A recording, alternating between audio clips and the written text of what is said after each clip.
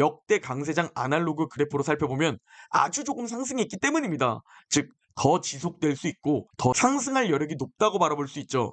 안녕하세요. 웅덩이 매매법 레버리지 ETF 장기 투자자 디벨로몽입니다. 오늘도 계좌 먼저 공개하고 시작합니다. 미국 직투 계좌는 4,900만 원 수익 중이며 국내 계좌는 39% 수익률과 460만 원 수익 중입니다. 총 웅줍 시즌2 두 번째 계좌 수익까지 합하면 현재 약 6천만 원 정도 수익을 보고 있는 상태입니다.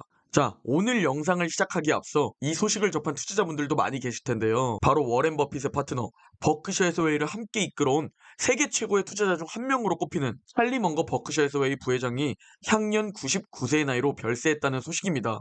제가 가장 좋아하는 찰리 먼거의 명언으로는 장기적으로 뛰어난 투자 성적, 수익률을 얻으려면 단기적으로 나쁜 성적, 즉 마이너스 수익률을 견뎌내야 한다 라는 명언입니다. 제 영상을 꾸준히 보시는 웅줍 구독자분들은 이 명언 제 영상에서 정말 많이 보셨을 겁니다. 또 하나 저에게 5줄 구간이라는 아이디어를 준 게 바로 찰리 먼거의 엉덩이 명언입니다. 찰리 먼거는 투자라는 것은 몇 개의 훌륭한 회사를 찾아서 매수하고 그저 엉덩이를 붙이고 최대한 오래 눌러 앉아 있는 것이다 라는 명언을 남겼죠. 이게 제 5줄 구간을 만들어준 한 부분이기도 한데요. 버핏은 성명을 통해 버크셔 해서웨이는 찰리의 영감, 지혜, 열정이 없었다면 지금의 위치에 오를 수 없었을 것이다 라는 성명을 남겼습니다. 찰리 먼거는 버핏의 투자 철학에도 영향을 끼쳤죠. 가장 대표적인 사례가 시즈캔디입니다. 그때 당시 이 회사 순자산의 3배라는 돈을 주고 인수하면서 화제가 되었었는데요. 이 인수 경험을 통해 그동안 싸게 사는 것을 중요하게 생각했던 버핏에게 싸게 사는 것뿐만 아니라 정말 좋은 기업은 프리미엄을 주고도 투자할 수 있다 라는 투자에 대한 관점을 넓혀준 것이죠. 저 역시 미국 주식에 투자한 이후로 버크셔 해서웨이 주주총회에 이들이 죽기 전에 꼭 한번 가보고 싶다 라는 생각을 매번 했었는데 영어를 잘 못한다는 핑계와 시간이 없다는 핑계를 대면서 여태까지 못 갔는데요. 제가 평소 후회를 정말 안 하는 스타일인데 찰리 먼거가 별세하기 전 주주총회에 가지 못했던 것은 너무나 후회가 되네요. 몇 년 안에 꼭 버크셔 주주총회에 가도록 제 스스로 다짐을 해봅니다. 자, 이제야 오늘 미국 증시에 대해 이야기를 하게 되네요. 개인적으로 어제 미국 증시가 꽤나 중요한 호재가 나타났다고 보고 있습니다. 바로 가장 매파로 여겨지는 연준 이사가 비둘기파적인 발언들을 쏟아낸 겁니다.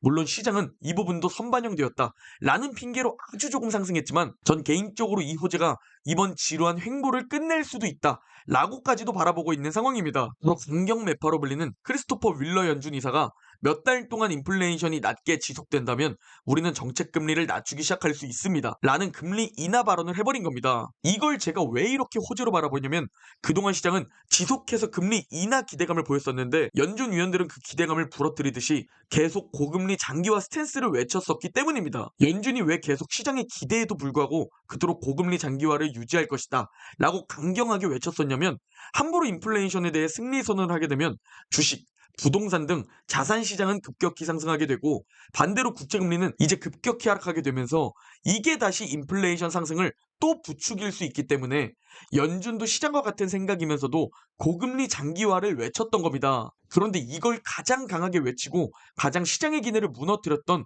강경 매파 크리스토퍼 윌러 연준 이사가 몇 달 동안 인플레이션 둔화가 지속되면 금리 인하를 할 수도 있다 라는 충격적인 비둘기 발언을 해준 겁니다. 그러니까 당연히 10년물 국채금리는 어제 또 크게 급락하면서 어느새 4.3%대로 안착했고 달러 환율 역시 1,300원 아래로 떨어진 모습을 볼 수 있습니다.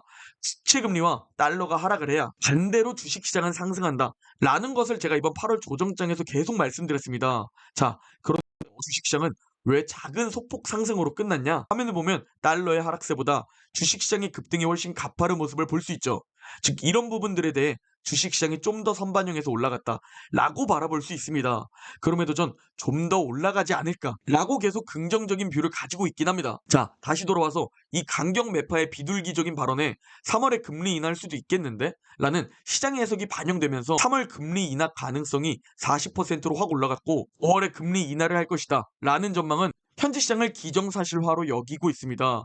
이게 일단은 주식시장에 긍정적 영향을 끼칠 겁니다. 경기 침체, 위기로 인한 금리 인하가 아니라면 말이죠. 자, 그리고 어제 가장 비둘기파적인 오스턴 굴스비 시카고 연은 총재의 발언도 있었는데요. 굴스비 연은 총재는 최근 국채금리 하락은 우리 연준의 정책이 경제를 둔화시킬 것이다 라는 시장의 해석 때문이라고 말했습니다. 이 글스비 연은 총재는 몇 주 전에 경기 침체 없이 인플레이션을 잡을 수 있다 라는 매우 비둘기적인 발언을 해줬는데요. 자, 제가 왜 윌러 연준 이사의 발언이 호들갑을 떨면서 호재라고 생각하냐면 화면 속 보이는 사진은 매파 쪽과 비둘기파 쪽을 나눈 사진입니다. 여기서 크리스토퍼 윌러 연준 이사는 매파 중에 매파로 여겨지는 인물인데 이 가장 매파적인 인물이 비둘기적인 몇 달 뒤 금리 인하 발언을 했기 때문입니다. 그래서 시장은 드디어 기다리던 것이 왔다. 강경 매파마저 돌아서기 시작했다. 라며 환호를 하지 않을까 라고 생각하고 있습니다. 그래서 저는 드디어 이 지루한 횡보를 끝내고 다시 잠깐 계단식 상승을 한번 하지 않을까 라는 긍정적인 뷰를 가지고 있습니다. 물론 예측은 무의미하다는 것 우리 웅집 가족분들은 다 아실 겁니다.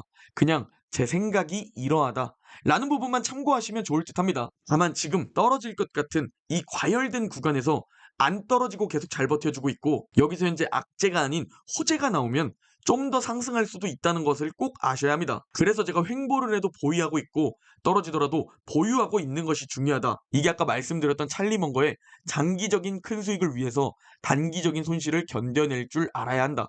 라는 명언과 연결되는 것이죠. 그러나 불안한 부분은 방금 말씀드렸다시피 과열 구간이라는 사실입니다. 과연 이미 오를 만큼 오른 상태에서 강경 매파가 금리 인하 발언을 했다고 얼마나 오를지 아무도 모르는 부분이며 심지어 반대로 떨어질 수도 있는 자리죠. 그래서 요즘 제 채널 댓글들을 보면 이런 댓글들이 정말 많이 달립니다. 지금 그러면 팔고 떨어지면 다시 사는 게 가장 좋지 않나요? 라는 유형의 질문들인데요. 당연히 떨어지는 것을 맞출 수 있다면 그리고 떨어졌을 때 좋은 가격에 산다면 이론적으로는 가장 좋은 선택입니다. 그러나 이건 제가 아무리 설득을 하고 설명을 드려도 직접 해보지 않으면 느낄 수 없다 생각합니다. 스스로 지금 팔아보시고 떨어지면 다시 한번 그때 들어가 보는 투자를 해보십시오. 그리고 몇 번이고 이걸 계속하다 보면 왜 그냥 가만히 냅두는 게 현실적으로 최고의 방법인지 아시게 될 겁니다. 위에서 팔고 떨어지면 다시 사는 전략은 실제로 모두 실패하고 마는 전략입니다. 그랬다면 누구나 엄청 쉽게 부자가 되었겠죠. 주가가 내 뜻대로 움직이지 않고 내가 그 좋은 타이밍에 사고 팔 수 없기 때문에 가만히 보유하는 것이 가장 좋다는 겁니다. 결국 올해부터 시작된 강세장은 역대 강세장 아날로그 그래프로 살펴보면 아주 조금 상승했기 때문입니다. 즉 더 지속될 수 있고 더 상승할 여력이 높다고 바라볼 수 있죠. 그리고 이 강세장의 상승을 그대로 우리가 다 누리기 위해서는 떨어졌을 때 웅덩이에서 줍줍하고 오를 땐 그냥 가만히 주가에 몸을 맡기는 오줄 구간에 돌입하는 것이 최고의 투자 방법이라고 말씀드리는 겁니다. 2008년 대폭락을 마쳤던 마이클 버리가 요즘 계속 틀리는 모습 보이시죠? 그리고 작년 2022년 하락장을 마쳤던 모건 스탠리의 마이크 윌슨이 올해 주가는 완벽하게 정반대로 틀린 것 아시나요? 이는 아무도 맞출 수 없다는 것을 뜻하며 그냥 가만히 보유하고 오름과 내림을 당연하게 생각하고 그러면서도 미국 주식은 결국 점점 조금씩 상승한다 라는 가장 중요한 투자 핵심을 가진 상태로 우리의 장기 투자 여정을 지속해 나가는 겁니다. 그게 1000% 수익률을 저와 여러분에게 안겨주는 방법입니다. 그러나 항상 말씀드리지만 올라도 팔고 떠나는 사람들이 엄청 많고 떨어져도 팔고 떠나는 사람들이 엄청 많고 즉 사람들은 팔아야 할 이유를 계속 찾습니다. 왜냐하면 최선의 선택을 하려고 하는 것이 아니라 그때그때 최고의 선택을 하고 싶기 때문입니다. 그러나 예측 불가능한 주식시장이라는 정글에서 매번 최고의 선택을 할 수는 없는 법이죠. 그래서 결국 장기 투자자들이 사라져가고 그래서 결국 99%가 투자해서 돈을 잃고 극소수가 그 돈을 모두 벌어가는 자본주의 시스템이 완성되는 겁니다. 그러나 이 영상을 보는 여러분들만큼은 이 자본주의라는 시스템을 이해하고 평범함을 벗어나 자수성가에 성공하는 극소수 0.1%가 되었으면 하는 마음입니다. 제가 실제로 그렇게 결과를 보여드릴 것이고 지금은 이 과정을 보여드리고 있는 겁니다.